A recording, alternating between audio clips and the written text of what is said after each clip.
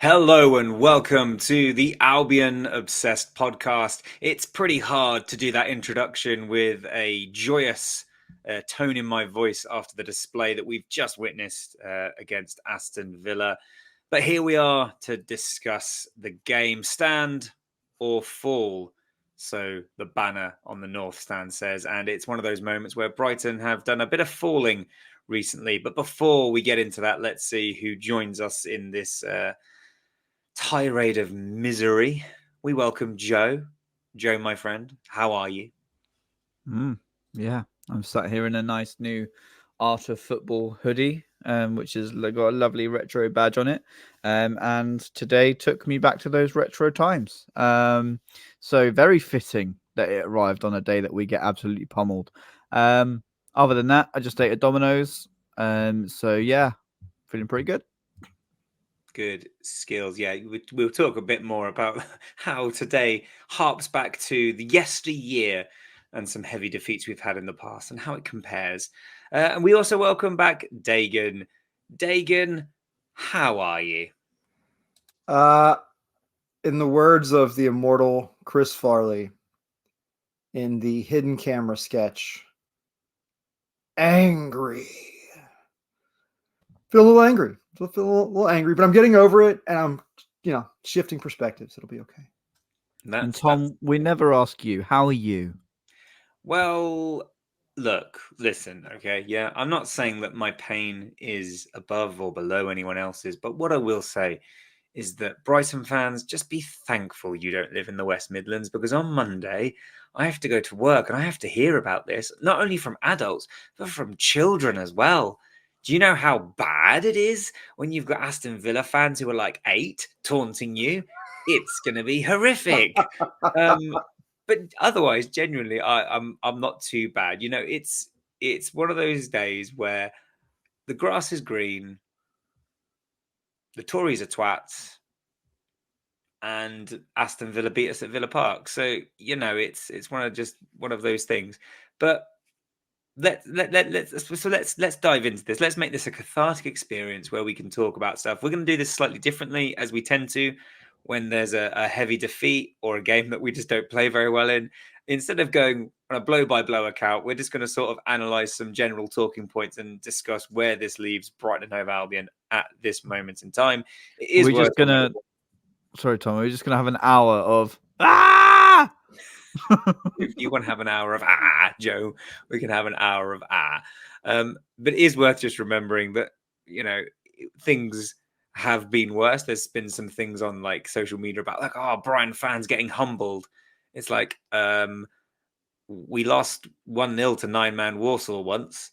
We lost some cup games to non-league teams back in the mid 2000s. I think we've done our humbling, losing a couple of games in, twice in the league. It's not the end of the world. But anyway, let's move on. Let's start at one of the cruxes for many people today, which was the starting 11. Now, some people are saying that this was the reason we lost the game. Another 9 changes. That's 39 changes over 5 games, which is a huge number. And we'll talk about what that means for consistency in just a moment. Mitoma and Estupinian, the only 2 players that survive, I suppose you could say, after the Carabao Cup game against Chelsea. But in comes still Veltman, Webster, Dunk, Hinchelwood, who gets his first start, Gilmore, March, Welbeck, Ferguson. Joe, I mean, those players between them, plenty of experience, plenty of Premier League experience, and on their day, fantastic players. Why do you think that so many fans are pointing to this starting 11 and saying this is where it went wrong? I think what people are struggling to come to terms with is the fact that, over those games, Tom, we've played 3 competitions. In the middle of those games, there's been international breaks as well, and we've had a lot of international players playing in those games. I just find it baffling that people can't quite grasp that there's going to be rotation.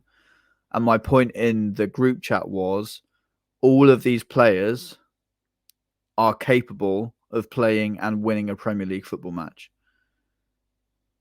So anyone blaming the fact that they're the 11 that went out there, I'm sorry, but barring Hinchelwood today, and it's no disrespect to him, that was a very strong lineup. And the reason I don't include Hinchelwood in that is because he's inexperienced. He's 18 years old. Clearly, Roberto De Zerbi rates him, and I hope he does well. But the other 10 on there have been a massive part in winning us some incredible football matches in the Premier League. So you cannot tell me that team was not capable of doing better than that. So for me, when the starting 11 came up, I wasn't concerned. And that for me tells me that it wasn't the starting 11 that lost us the game. It's just the sheer fact that we were outfought. We were outthought. Two different sort of pronunciations of the word. And, when you play against a powerful team like Aston Villa and you play the style that we play, you're going to get tonked on the counter-attack. And that's exactly what happened. So I don't think it would have mattered whatever 11 were out there, to be honest. I think a similar game would have happened because clearly the squad aren't ready, as De Zerbi says, to play 4 competitions. Yeah, that's my take. Yeah. And you're right. Roberto De Zerbi post-match said that the squad weren't ready to play 3 games a week. And Dagan, he said that last year as well. Obviously, at the end of last season, we saw a lot of fixture congestion through games being rearranged. And it was a stark warning almost then that perhaps this squad weren't ready for that. Now, as tends to happen after a loss, especially a heavy one, fans start looking at the transfer window. And many people saying that perhaps we didn't utilize the transfer window to the best of our abilities. Let's take, for instance, Pervis Estupiñán, fantastic player on his day. Many would argue the best left back in the Premier League. Had an absolute stinker today, as many players, sometimes do. It's form goes up and down. Unfortunately, we don't have another left back in the squad. We've seen Tariq Lamptey play there to great effect. However, Tariq Lamptey's minutes are being carefully monitored due to his injury history. We also talk about the fact that even Roberto De Zerbi said after the game about we have to play a different way because of losing Moises Caicedo. And yes, we have brought in Belieber, but he's not ready yet. A lot of fans then now turning and saying, well, actually, the club should have done better in the transfer window. What do you make of that? I mean, I think that's a fair critique, right? We made a lot of moves, but I certainly was on the trail beating the drum of, I thought there were more moves to be made. I thought we would make those moves. Both left back and right back seemed like areas where depth was needed. And it was clear to me watching Baleba, and I've said last week, like I don't think he's the defensive presence that Caicedo is. Now, if we want to be purely attacking, he offers some of those characteristics, but I'm not sure he's ever going to look like Caicedo in terms of his ball winning. He's rangy and he's athletic, but the Caicedo's instincts were really stellar. I do want to come back if I can to Joe's point earlier, because I felt the opposite when I looked at the lineup. I was in the camp of those. I said right away, I would be happy if we could get to the point where the subs come on and we're tied. That seemed like the best case scenario to me looking at that team sheet, because we were not a threatening squad. March has been out of form. The Welbeck-Ferguson duo, again, dropping deep against a very physical midfield that's not going to let you turn easily, especially when there's no threat of you running away from them. And there was no threat of those two guys running away from their midfield, and certainly not their center backs. After the fact, right? That those guys are not going to dribble through the team. Matoma was not featured centrally in any way, shape, or form. He really did stay on the perimeter, which I kind of expected with that duo in the center. Look, I in De Zerbi I trust, but I'm not a after the fact critiquer, but I felt like this lineup was doomed from the start. I think Villa's midfield is one of the best, if not the best, in the Premier League this year with that midfield trio. They're just all really, really strong. And they drop McGinn in to be an extra, midfielder in effect and have numbers there where they're already strong. And they, Gilmore was, doing Herculean work, and Hinchelwood didn't make a ton of mistakes. He really acquitted himself well. It was just, we needed something magnificent from that spot today to have a chance. And, we have to say, De Zerbi says Baleba's not ready, whether it's, his conditioning isn't there. He cramped, it seemed like, at the end of the last game. But yeah, it felt pretty doomed. And we just haven't seen anything from Webster to make us feel a lot of confidence that he's going to do a good job back there. And he's paired with a center back acting as a right back. And there were a number of giveaways, where Veltman's trying to slide inside as Gross, would often do when he plays right back, and not able to field the ball. And again, that Villa pressure was present, and they turned and went the other way. But yeah, it was like, some very basic giveaways, the counters. I mean, it wasn't like we forced a pass into traffic. It was like we were forcing a vertical pass that we didn't really need to force with a guy with someone on his back, without looking like we were really determined to sit down on them and receive the ball that way. It was like we kept thinking like, oh, I'm just going to be to field this as normal, and I'll turn, and there's no space, no time.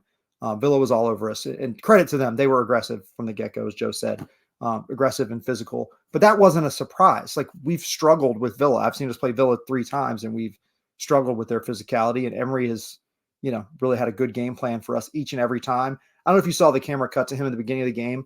He was just moving his fingers around to his players and directing traffic. And it was like, this is all what we expected. Here's what we're going to do. I mean, again, I love our manager. I think tactically he was out-coached today, and his team was out-efforted. And I think he's right to take the ownership of a 6-1 defeat.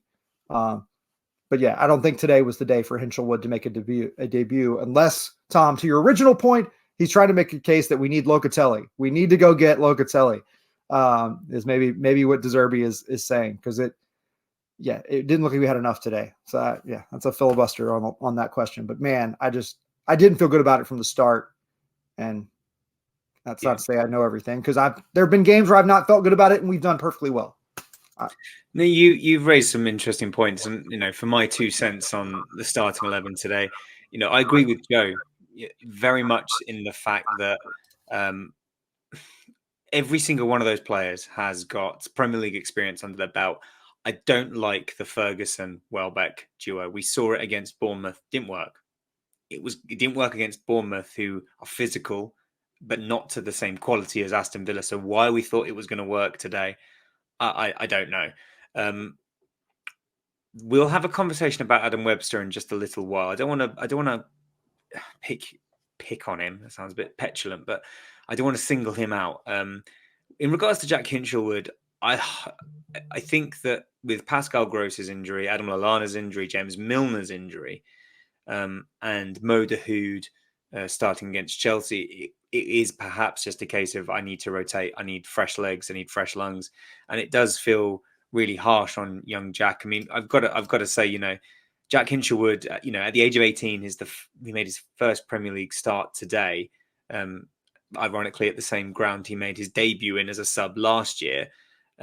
He's the first player to go from our performance centre, under 9 level, all the way through to the first team, which is a monumental achievement from him and the club. It's just a really sad way that he made, his first team debut. I think the one point I will make just before we, pile on, he says in inverted commas, in regards to Adam Webster, was I didn't see anything from Jan-Paul van Hecke or Igor against Chelsea in the week that made me think they deserved to start today. They were both poor against Chelsea. I think we were poor against Chelsea. Our passing was pretty terrible.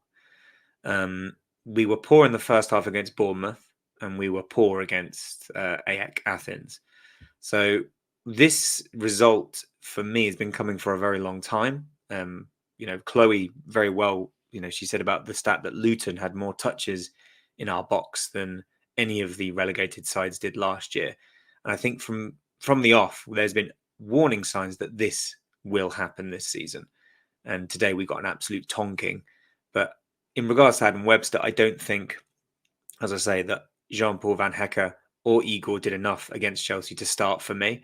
Now, Joe, a few people starting to voice their concerns about Adam Webster and his suitability to De Zerbi ball. Very good under Graham Potter in a back three, bringing the ball out of defence. Seems to be his jam. And we've seen performances from Adam Webster where we've watched him and we've cried for him to be called up to the England squad. Today, he had a very poor game. It's also worth mentioning that Lewis Dunk had a very poor game. But what do you make, Joe, about Adam Webster's suitability to De Zerbi ball? I first of all want to say we conceded 6 goals today, and that is the fault of the whole team. That is the fault of the back four. I thought there were mistakes that happened before Webster's mistakes or mishaps that shouldn't have happened. So I don't think you can place the blame on him. And as you rightly say, Tom, I don't think we're trying to single out Adam Webster as the guy that made us lose 6-1 today. And your question is he suited to play the way De Zerbi wants us to play? I don't think he is. I don't think he has the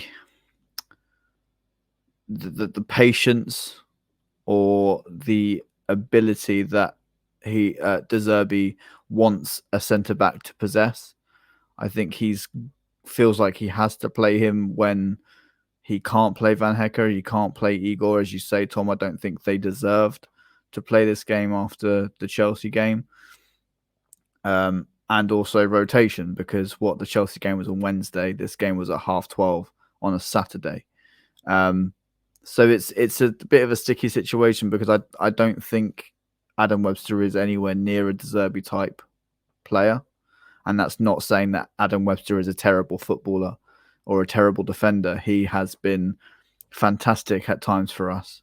But I do feel that De Zerbi ball exposes him and then opens him up to this criticism, which is, we pay our money, we're allowed to criticize where necessary. But I don't think it's overly fair for us to sit here and not obliterate or berate him, because I don't think that's what we're doing, but on the back of this 6-1 loss, to sit here and say Adam Webster isn't good enough, because nobody was good enough today. Yeah, I mean, Joe, I would piggyback on that to say, I wouldn't say that Adam Webster simply isn't good enough, but he's not playing well enough. He was at part in fault for all 6 of those goals. He made missteps in some form in each one of those goals individually. So there were other guys that made mistakes today, certainly. But to your point about, the ball getting to where it was for Webster to be able to make the mistake, if he wasn't the last one making the mistake, he was a part of the mistakes that led to the ball being there in the first place. But all of them had Adam Webster stamp on it. And I don't know the history of the club. I haven't been, I know it, but I hadn't watched it happen. But undoubtedly he wouldn't still be with the club if he hadn't had good moments with the club and been a good player. But right now, I don't know if it's his confidence is shaken because he had, a really rough game in the first game we lost, and now he's back out there again. The point I want to make about Van Hecke has looked sensational when paired with Lewis Dunk. He has looked fantastic. He has looked out of sorts when paired with anyone else.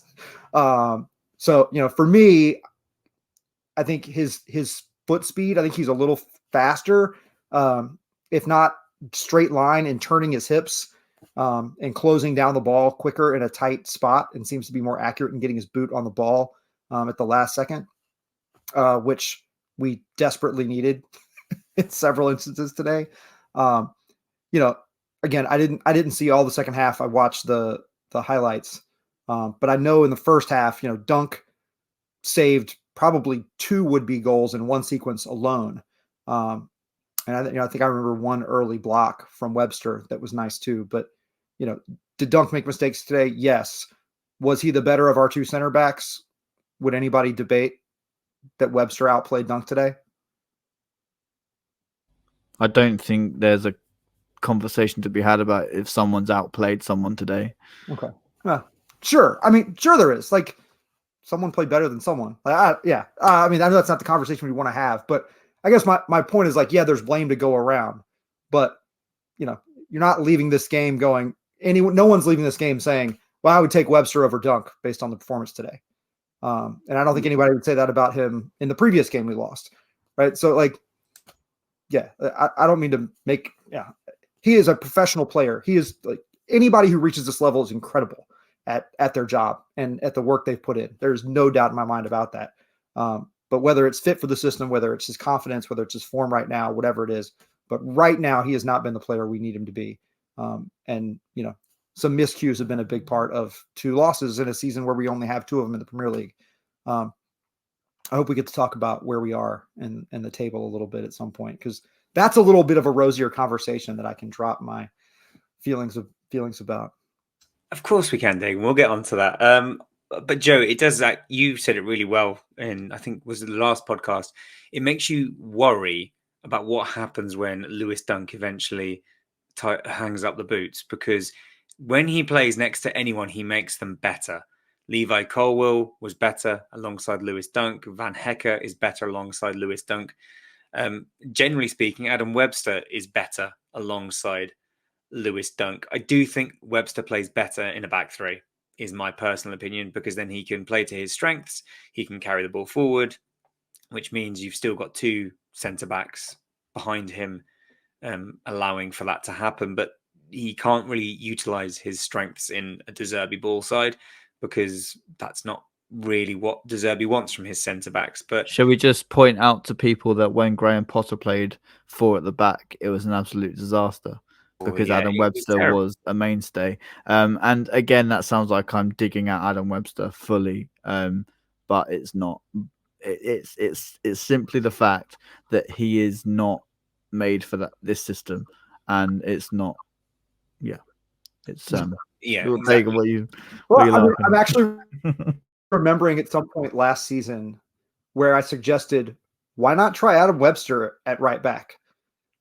And part of me right now is like, would that be better? Like, would I rather have Veltman inside and him outside in that configuration? Just because Webster does like to carry the ball and is pretty nifty with his feet in a tight space, and is picking out the passes from the back. The word you used, Joe, that really jumped out at me, and I wanted to say so, his patience seems to be lacking. He really seems to be pressing to make that advanced pass in a way that Dunk never seems to. I just think that's an important note. Yeah, I think he must know slightly that there is that ability lacking of him playing in De Zerbi's style of play. So I guess he tries to make himself look busier and look a little bit more alive, but actually that hinders him. Yeah, and I think that's Van Hecke's weakness too, is he often makes that decision too quickly and gives the ball away, especially against better teams, quicker teams. I think that's the piece that's missing too in playing De Zerbi ball with our center backs. Is De Zerbi, I think, is still looking for someone who can match Dunk offensively, not just support defensively. I mean, one of the things that I was disappointed about today is, and we discussed this off air, Villa were worth their win today. Of course they were. They outplayed us, they outfought us, and all those wonderful things that Joe said.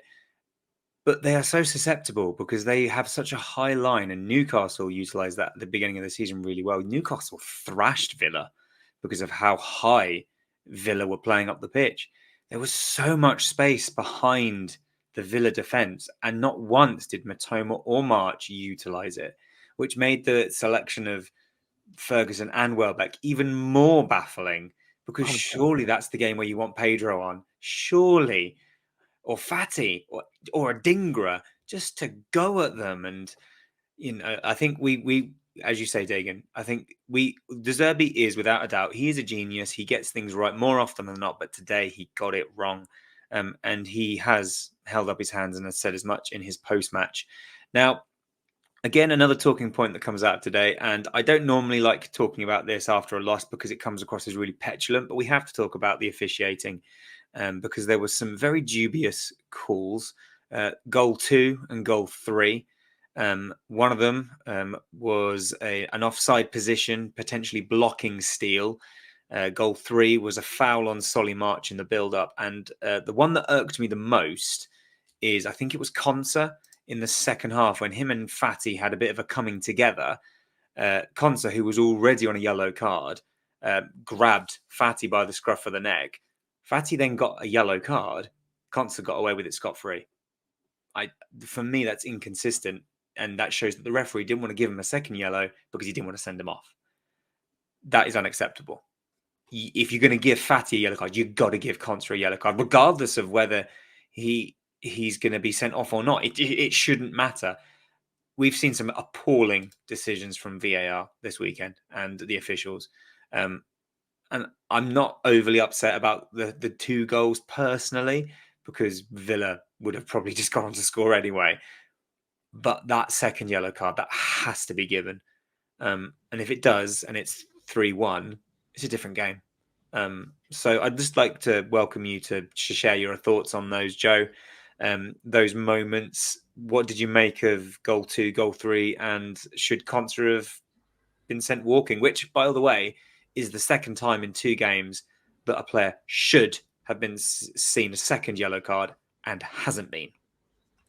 The 2 goals, I think you're right in what you say. I'm not overly bothered because Villa were rampant anyway and had ample chances that if those goals hadn't gone in, they would have capitalised on other chances. So I'm not going to sit here and moan about it. The only one that really gets to me is the second goal they scored, because I do think Zaniolo is fully blocking Jason Steele's eyesight. There is a graphic that came out of the lines either side showing where Jason Steele's eye line would have been, and Zaniolo is stood smack bang in the middle of it. So that's irritating. Third one, whatever. Is it a foul? Is it not a foul? Possibly, but yeah, whatever. I'm not bothered by it. The yellow card thing, absolutely, because if he's not on the yellow card, he gets shown the yellow card.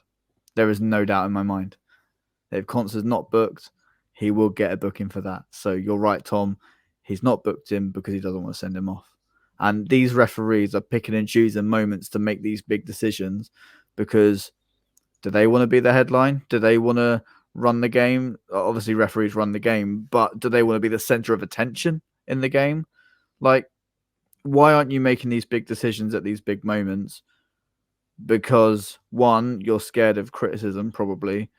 2, you're in the limelight and more conversation about you.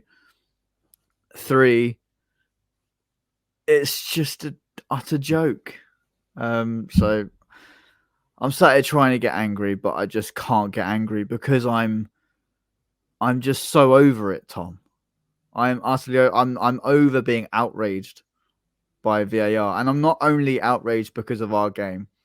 I've seen, as you say, Tom, some shocking decisions across today, especially in the Liverpool-Tottenham game.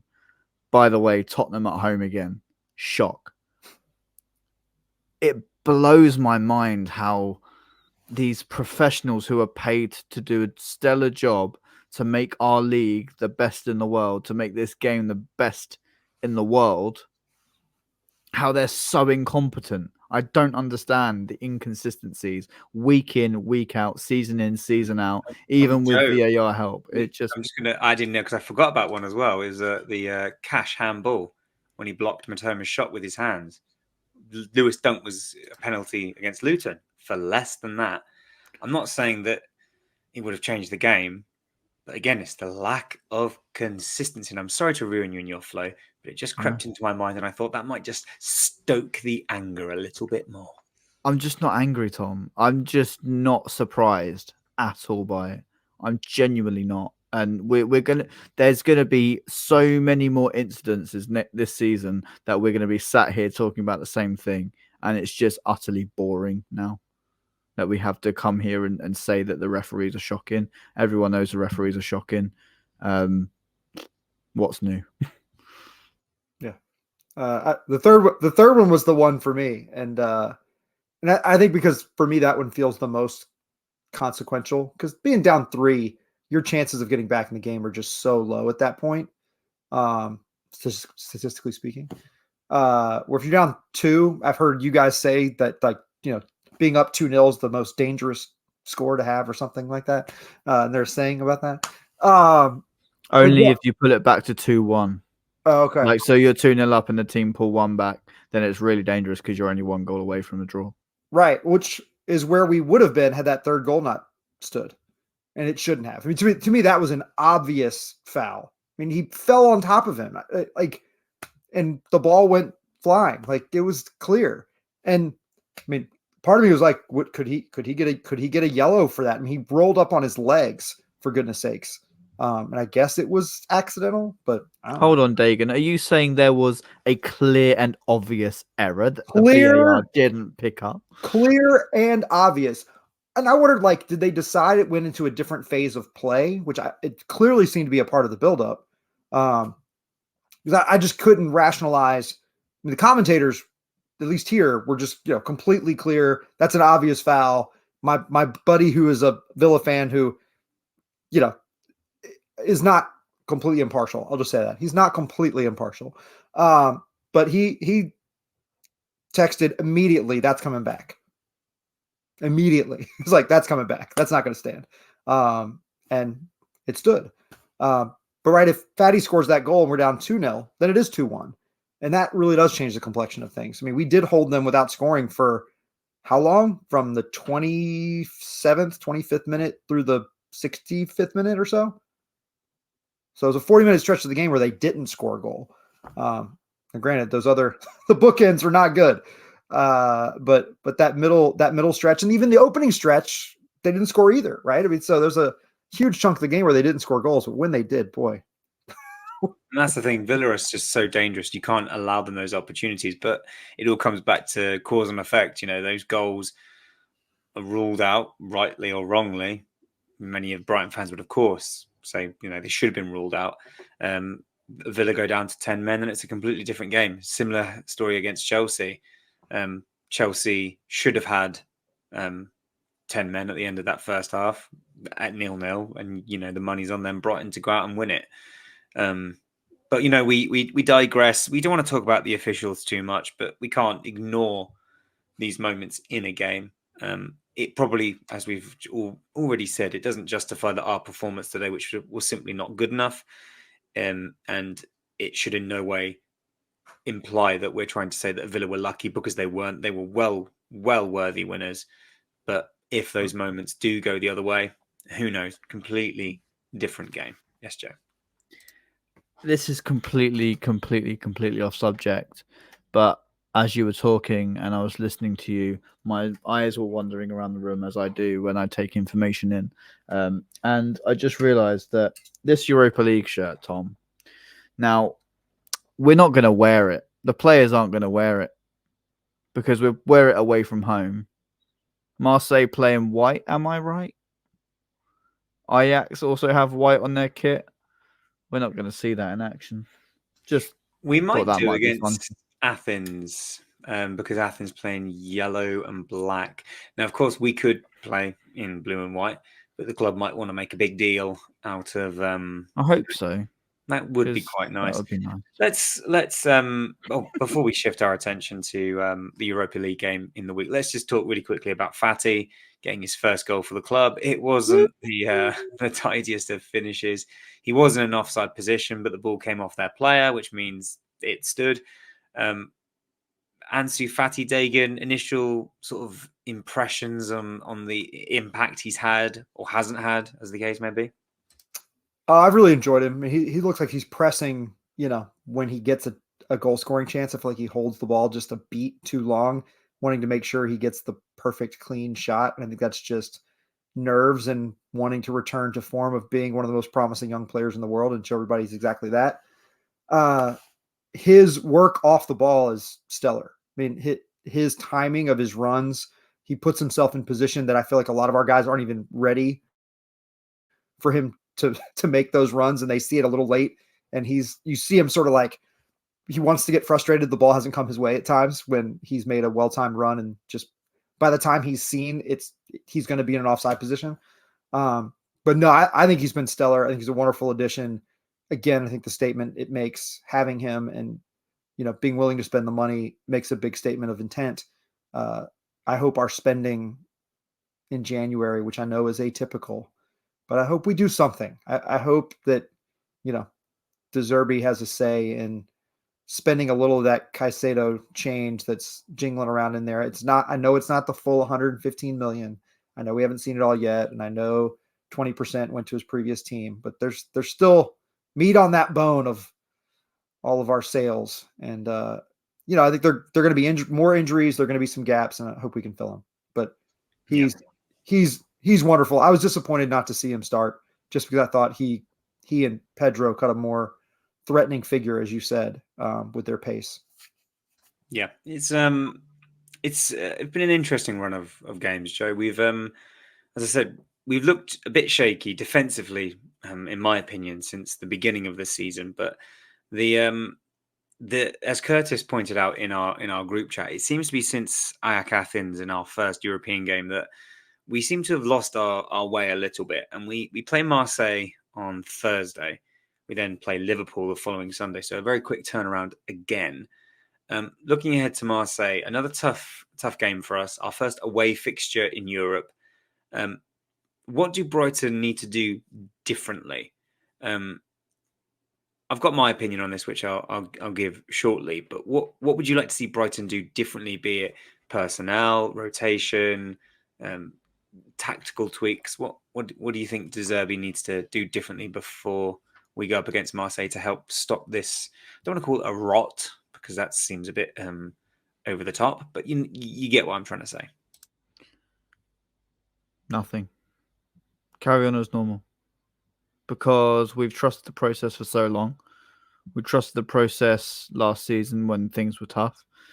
We trust the process when things were rough after the West Ham game, and we go and beat Newcastle 3-1. And then we go and win away at Old Trafford. So I don't think these bad moments define us and make us have to think on our feet and completely change what we're doing. Because we've got a good enough squad to go out there and compete in every single competition, every single game that we play. So I don't think it's alarm bells, SOS. We need to save Brighton from going down shit street without a paddle. I think we just carry on as we are, and just hope that better days come, and they will. Every time we've got De Zerbi, all the time we've got De Zerbi at the club, and Bloom and Barber, I will know that this club is moving in the right direction. There's no evidence to tell me otherwise. So let's just stay positive and stay thinking that we're going to go and see a different Brighton, as De Zerbi said on Thursday. And last time he said that after our 5-1 loss against Everton last season, we saw a different Brighton, and we went to the Emirates to a team that were chasing the Premier League title and beat them 3-0. So that was the last time we had a clean sheet. Yeah. So, clean sheet incoming, guys. Yeah. But yeah, that was May. That was the last time we had a clean sheet. That's worrying for me. But that sounds scarier than how you make it sound, because there's an off season in between that. We've lost Caicedo and McAllister in that time, and there's been probably 10 games in between those, 11, 12 maybe at a push. So I think that probably sounds scarier than what you make it out to be. If we were playing Manchester City every week, maybe. but we played Luton and Wolves. And Yeah, but Luton only scored one. Wolves didn't from the score. dodgiest penalty call that you'll... Did Wolves score? Oh, no, they did score. Yeah, we haven't kept a clean sheet this season. No, we haven't. And I don't That's see... deservable. High risk, high reward. Wolves are formidable. They just beat City today. Exactly. Title challengers, Tom. Come on. Well, yeah, I'm not saying, but let's be honest. When we played Wolves, they were in a completely different place. But anyway, can I also just point out, just before we move on, that we were talking about us potentially being title contenders last week. No, that's that's completely off the table. Oh, Dagan disagrees. Title contenders, yes. Title contenders don't put out that sort of performance. City just lost to Wolves. No, but they didn't lose 6-1. Well, Villa in their own right is a title contender. Fair. Hard stop. I just don't. Yeah, like we can't. In my opinion, after the thing that being humbled, we can't get too ahead of ourselves. The thing for me, not for me. There you go. Just before you go on anything, the thing for me that will define whether we are quote unquote title contenders is how well we perform in the January transfer window, and if we can keep a clean sheet. We don't have the strength in depth. We have good depth. Top 6 challenging depth. Top 4 challenging depth at a push, but title depth. I think the thing you got to remember about Man City is, and of course, they'll have their setbacks. They will. All teams do. But even their second string 11 would walk into most Premier League 11s. I think that was true. I don't know that that's as true as it was last year. Looking at the cup team they put out, their second group is very inexperienced, and didn't get it done against the Newcastle team that we handled. Like I just don't see the gap being as wide as everybody imagines it to be. Right, Dagan. I know what probability is, and I understand odds. And I understand, City is the overwhelming favorite and Liverpool's the second favorite behind them. And maybe Arsenal is arguing about that with Liverpool fans. But those are the favorites. Spurs are up there right now, and maybe they'll continue to be there, but they're a little lucky to have gotten the 3 points today instead of a draw. Those things matter. Luck matters. Injuries are going to matter. And I don't think any of these teams are injury proof. And right now we're looking at, if we look at the table, we're in 6. We're 3 points off first. There are 6 teams within 1 game of each other, 7 games into the season, which is nearly 20% through. It's nearly 20% through. And we're 3 points out of first. That's not a bad spot to be in while we're, our 2 losses have been terrible. Like they've been bad. We've looked bad. But I would say there are not many teams in this list that haven't looked bad at least once already. That's fair. As we said at the top of the show, Newcastle ruined Aston Villa, but we convincingly beat Newcastle. So swings and roundabouts. If we win the Premier League, I will do the first Albion Obsessed episode in my pants, Gary Lineker style. Yeah. Again, I'm not saying we're going to win it, but it would not shock me if we continue to hang around within, 6 points of the leaders, certainly of the top couple for the bulk of the season. It would not shock me. If we win one of the next 2, we're still going to be hanging around the top. This is why we love you, because we just get thumped 6-0 by Aston Villa, and you're like, yeah, we'll be there or thereabouts. It's like we've said this over and over again. Our style, when we get scored on first, we look like garbage. This should be news to no one. When we concede first, we get thumped. But the reality is we're scoring first more often than not. Again, it's why we've won 5 out of 7 games. If we score first against those 2 top teams, Liverpool and City, I think there's a good chance we win those games. Certainly get at least a draw out of them. I've got an interesting question. Please. So we we lost. Sorry, we beat Bournemouth, but we went 1-0 down. Mm-hmm. And you rightly say that they looked threatening and they had lots of chances. Do you think if that was Aston Villa last week, it would have been a similar result against Bournemouth? So, as in, if our opponents were Aston Villa last week at the Amex and we played the way we did, would it have been a similar result now? Yes, because that first half against Bournemouth was awful. Mm-hmm. But then it goes back to your point, Tommy, you've been saying pretty much all season. We play like this, we're going to get absolutely dipped. And now we've been dipped. So the thing that Bournemouth, Aston Villa have that Bournemouth don't, is a very potent attack. Ollie Watkins is absolutely lethal on the counter-attack. We know this. This should be no surprise to anyone. And yet he scored a hat-trick against us today. So, it should come across as no surprise to anyone that Villa utilised their strengths very well. They showcased our weaknesses very well.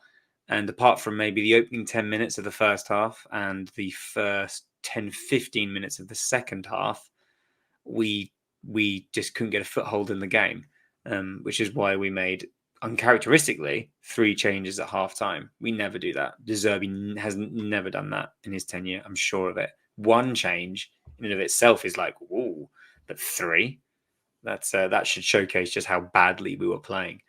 But yeah, just looking ahead to Marseille before I asked Joe the question, I had my own thoughts on this. The thing that has irked me perhaps the most is, and you've already touched upon it when you're talking about Webster, is the impatience of some of the players about looking to almost like trying too hard. And I get that it's easy for a fan to sort of sit there on the sidelines and go, oh yeah, you're trying too hard. You're trying to force the pass. But I want to some of our passing over the last couple of weeks has just been really poor. And for De Zerbi ball to work, it has to be pinpoint. And I know it's high risk, high reward. But there were several times today, so many of our goals came because we gave the ball away. We gave the ball away really cheaply. Villa countered, they scored. Happened against West Ham, happened against Everton last season.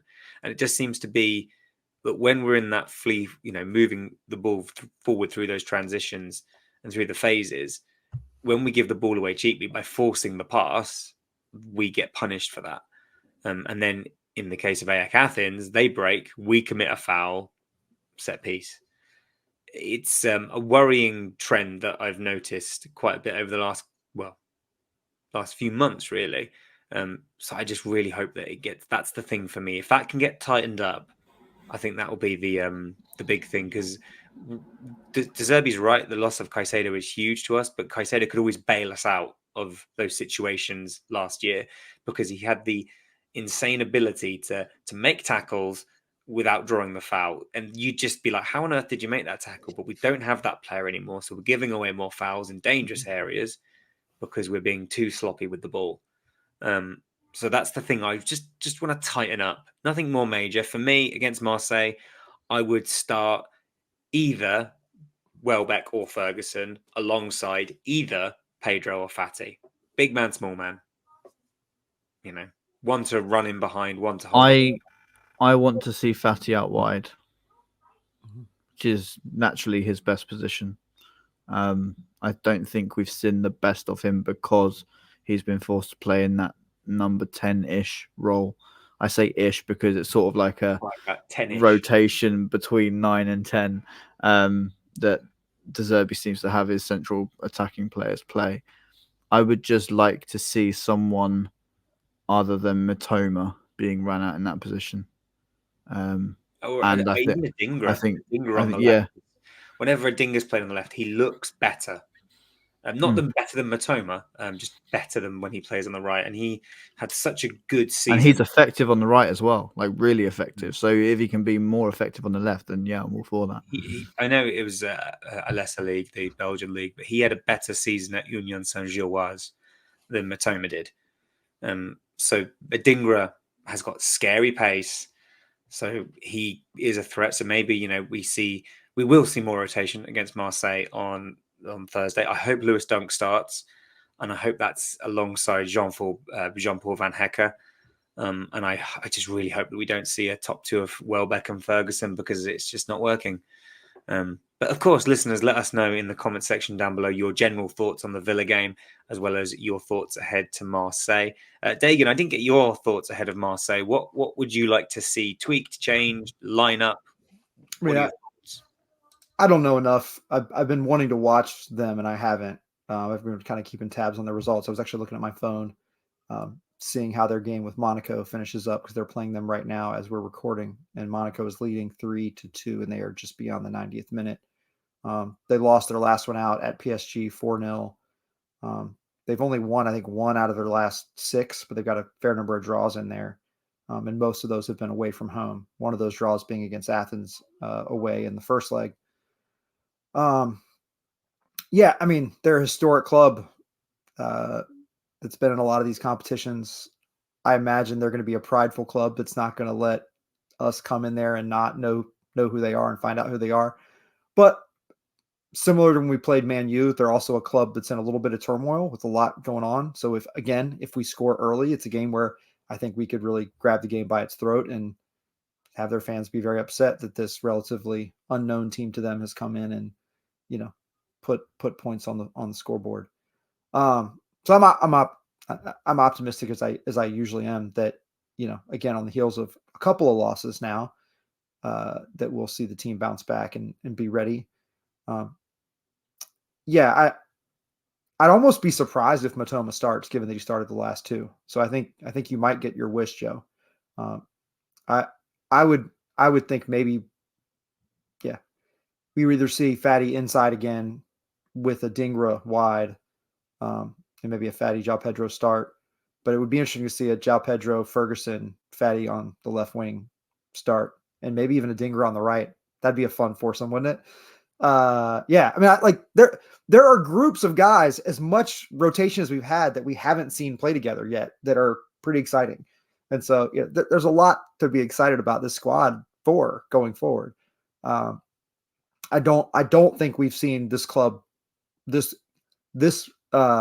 version of the club play its best ball just yet.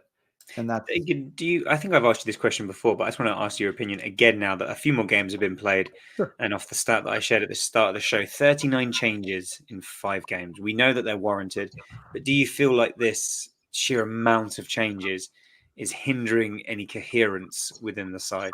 Oh, I'm sure it is. But I think it's a long game too, right? I mean, we're in this with particular targets in mind, and we have talked about what we think those targets are. I don't think the target this year is winning the league, right? I do think the target is making Champions League. I really do. And I think as long as we're within shouting distance, and we certainly are right now, of those places, I think we're gonna be conservative with our guys. We're gonna rotate lots of players in. De Zerbi's going to continue to show belief in lots of different players and give them chances to show what they can do in these big moments. And then maybe as we come down the home stretch and we've absolutely got to get a result, and maybe at that point we're in fewer competitions. Maybe we're not. Maybe it's like last year and we're still in the FA Cup. But I think it'll be interesting to see how different we look then and how different the personnel decisions are at that point. But right now, I think very much there's a long game being played and figuring out who plays well with each other. You can't figure that out if you're just continually playing the same group. Or you play the same group with one guy and then one more guy and then one more guy. And I've heard a lot of suggestions to that effect. Like, well, maybe we played the same, 6 guys every game and they start. And then there's, a few that rotate in and out. It's like that. That does sound nice, but I don't know that it's practical, nor would it satisfy the number of players that we have that rightfully feel like they deserve a chance. And that the beauty of the depth we do have is there are a lot of guys who can be out there. I think it depends on the opponent for some of those players, whether or not they should be in that particular game. But certainly everyone we have is capable of playing in some of the games that we will play this year. Yeah. And that's where sometimes you benefit from playing lower league opposition early in the Carabao Cup. Yeah. Because you get the opportunity to try players out. Obviously, playing Chelsea first off the bat, probably didn't help in that regard because we were up against a very strong, I say strong, a Premier League opposition. So you probably Zerbi probably felt like he had to play his more experienced players. But I wonder if that was a League One club, League Two club, maybe we would have seen a bit more rotation. But who knows? Gentlemen, we've done quite well to escape the mundane, moan fest that this could have been. So kudos to you both. Can we do player of the match? Billy Gilmore is the only acceptable answer. The fans. The first 10 minutes.